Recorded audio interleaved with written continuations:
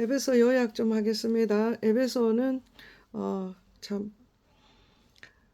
바울이 옥중에서 쓴 서신입니다. 그리고 또 바울이 그 옥에서 썼으니까 얼마나 간절하게 썼겠어요. 그리고 또 에베소는 바울이 오랫동안 사역을 그곳에서 또 아시아 전역에 사역을 했던 곳이고 그런데 또 우리가 에베소든 뭐 서신서 전체는 그냥 편지이기 때문에 읽으면 되는 거예요. 읽으면. 그렇지만은 좀 특별히 좀 강조하고 싶은 부분들을 제가 조금 말씀드리겠습니다.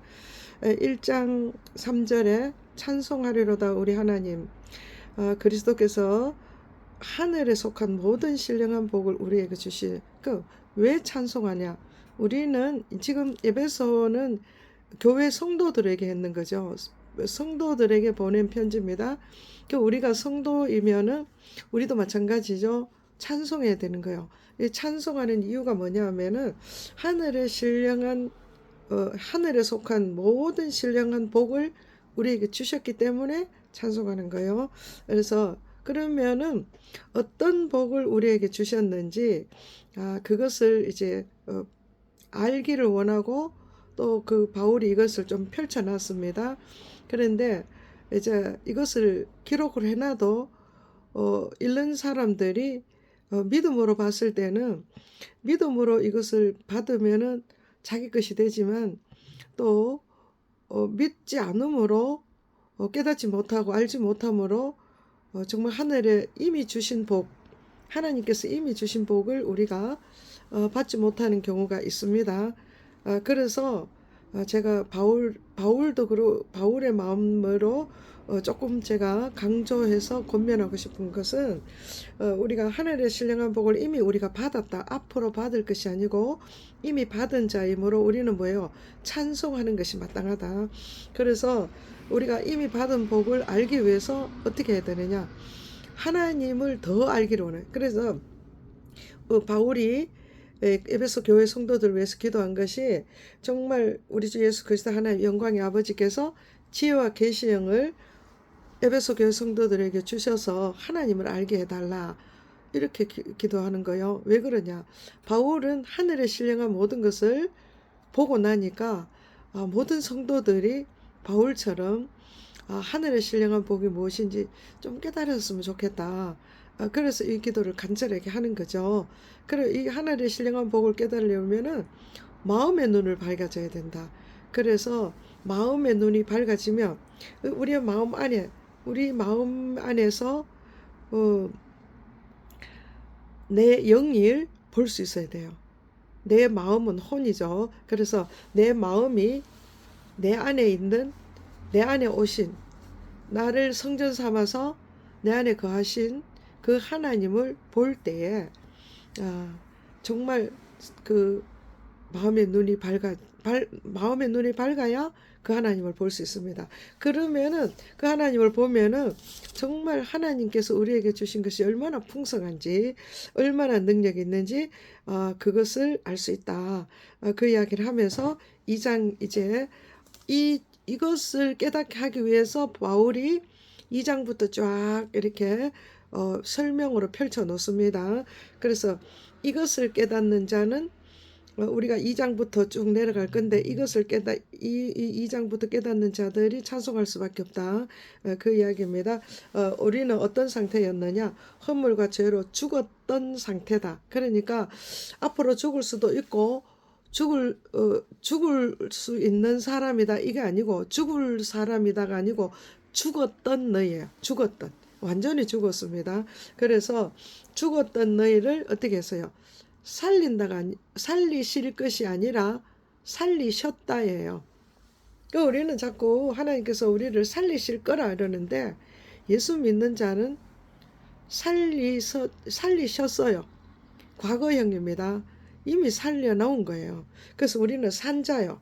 그래서 2장 1절에 보면은 하나님께서 우리가 죽었던 너희를 살리셨고 그 다음에 어떻게 해서 함께 살리셔서 뭐 했는가 하면 함께 하늘에 올려서 하나님 우편에 하나님과 함께 있다 이거예요.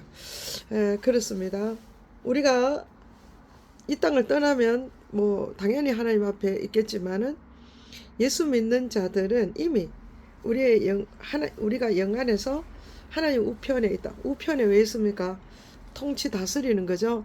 하나님 나라는 하나님이 다스리는 곳에 있는 것이요. 하나님의 통치를 받는 거요. 그러면서 하나님의 통치를 받고 하나님이 왕되는 삶은 세상을 다스릴 수가 있어요. 죄를 다스릴 수가 있고 마귀를 다스릴 수가 있습니다. 그래서 우리는 이것을 예수님이 하늘에 함께 앉아서 예수님 왕 같은 제사장으로 하나님과 예수님과 함께 왕노릇한다. 그렇게 이야기를 하는 것입니다. 그래서 이제 우리가 하나님이 예수 그리스도와 함께함으로 하나님 우편의 안전자로서의 삶은 어때야 되느냐? 항상 그리스도와 함께 있는 거예요. 내 안에 예수 생명이 있죠. 내 안에 아들이 있는 자에게는 생명이 있고 아들이 없는 자에는 생명이 없다. 이렇게 이야기했습니다. 그 내 안에 예수 생명이 있다는 것을 날마다 인식하고 인정하고 고백하고 믿고 하는 그 삶을 살 때에 어떤 삶을 살 수 있는가? 하늘에 신령한 모든 것을 이미 주셨는데 그 복을 실제의 나의 삶으로 드러내고 나타낼 수 있는 그런 삶을 살 수 있습니다.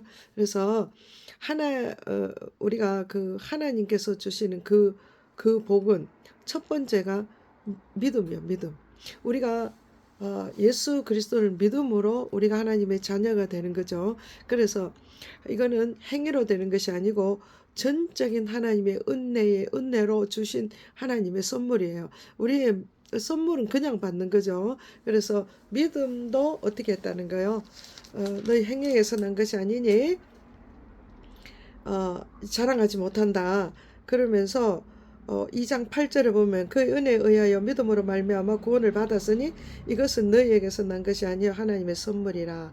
이 구원이라는 것은 소테리아, 이 무슨 말인가 하면은 구출, 해방, 건져냈다 이런 뜻이에요. 그래 전에는 어땠습니까? 우리가 죽었고 어둠이고 전혀 빛이 없었던 그 상태에서 끄집어낸 거예요. 또 하늘의 신령한 복을 알 수도 없고 가질 수도 없고 깨닫지도 못했던 그들을 하늘의 신령한 복을 주기 위해서 그 하나님의 복 안으로 건져냈다 이것도. 그러니까 그 안에 들어가게 했다 이런 뜻입니다. 그것이 구원이죠. 구원. 그래서 이 구원은 행위로 난 것이 아니요 하늘의 선물이다. 그러니까 우리가 이 구원은 믿음으로 구원을 받은데 그 구원 안에가 그 구원이라는 그냥 보따리라고 칩시다. 이런 보따리 안에 뭐가 있느냐? 하늘에 속한 모든 신령한 복이 그 안에 다 있다는 거예요.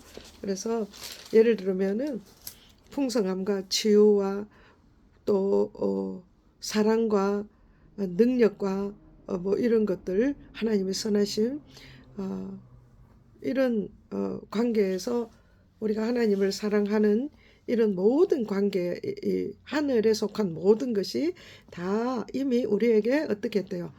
주어졌다는 거예요. 앞으로 주어질 것이 아닙니다. 그래서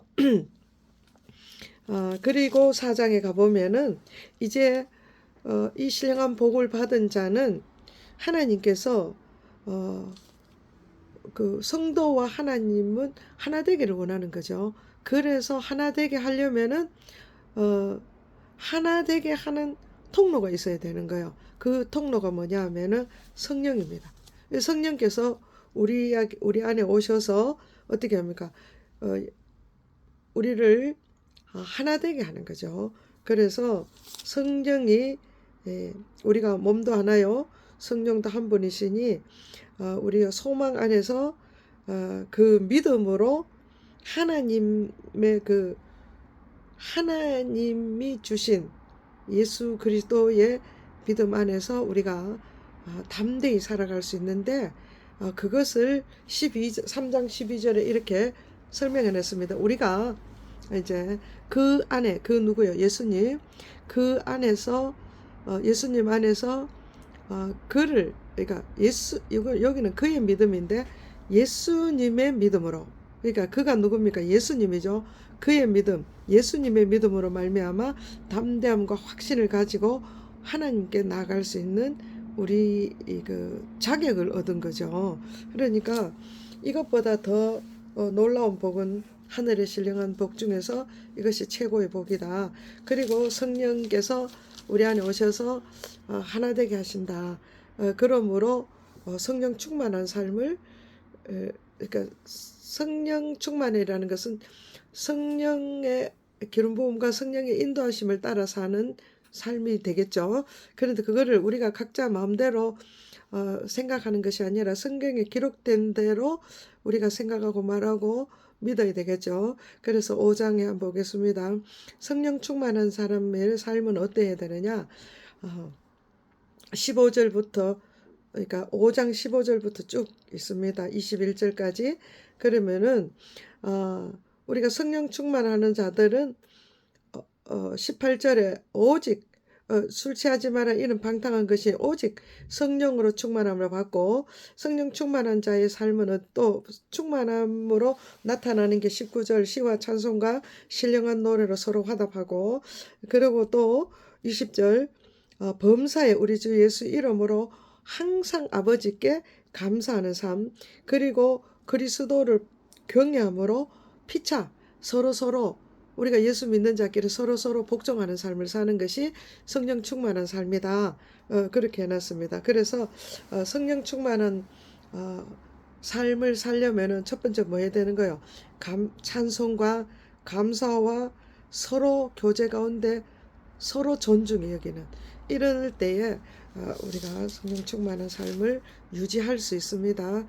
그래서 언제나 주 안에서 6장에 보면은 내가 주 안에서 또 쭉 내려가 보면 오직 주의 교훈과 주 안에서 교훈으로 양육해라. 주 안에서 죽게 하든 무엇을 하든지 무슨 일을 하든지 죽게 하더라고. 또 주를 기쁘게 하고 주 안에서 그의 주의 힘을 입고 그래서 이런 식으로 6장에는 계속 주 안에서 그래서 결론적으로 주 안에서 살기 위해 주 안에서 사는 게 그렇게 중요하다는 거죠. 그렇게 중요한 삶을 살기 위해서 해야 되는 게 뭐냐? 전신갑주를 입어라. 그 이야기를 하는 것이 에베소의 좀 내용들입니다.